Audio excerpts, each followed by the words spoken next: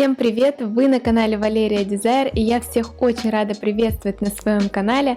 По названию видео вы уже, наверное, поняли, что я уволилась с работы, и я бы хотела сегодня рассказать почему, что я буду делать дальше и какой полезный контент ждать на моем канале. Обязательно подписывайтесь на канал, если вы еще не подписаны, ставьте лайки и пишите комментарии. И в конце видео я задам очень важный вопрос, и если вы на него ответите в комментариях, это будет лучшее, что вы можете сделать для развития канала и для своего развития в дальнейшем тоже.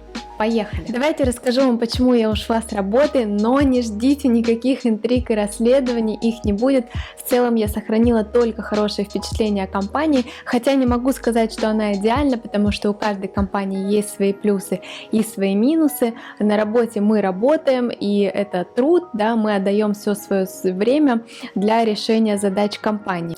В целом я хочу сказать, что я получила хороший опыт, я работала с топовыми и крупными заказчиками на больших и интересных проектах, но как в любой компании бывают задачи разные, были какие-то и мелкие задачи, и не очень интересные. Проработала я в компании 10 месяцев, но в какой-то момент я поняла, что мне нужно двигаться дальше и что компания не дает мне тот рост, который я хотела бы получить. Сейчас я обновляю портфолио, и я думаю, вам будет интересен процесс и посмотреть видео, как я делаю кейсы, как я выкладываю их на Behance и на Dribbble, и как продвигать свое портфолио, чтобы будущие заказчики сделали вам предложение по работе. На днях я выложила кейс на Behance и на Dribbble, ссылки оставлю в описании к этому видео, обязательно заходите, смотрите и не забудьте поставить лайк моей работе. Пока я буду обновлять портфолио, я буду фрилансить, также хочу полностью переписать свое резюме и буду потихоньку проходить интервью. На эти темы я тоже обязательно сниму свое видео, потому что я думаю, это будет очень интересно, и мне самой очень интересно, что меня ждет дальше,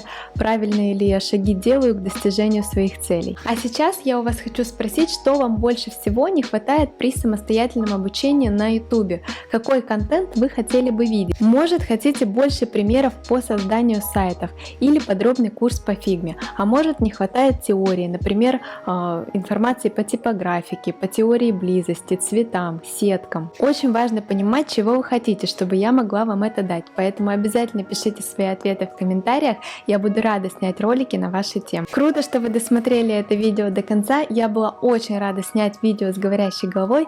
И, кстати, про говорящую голову, если я или какой-нибудь другой блогер снимает видео с записью экрана, вам важно, чтобы внизу видео было изображение, видеоизображение блогера?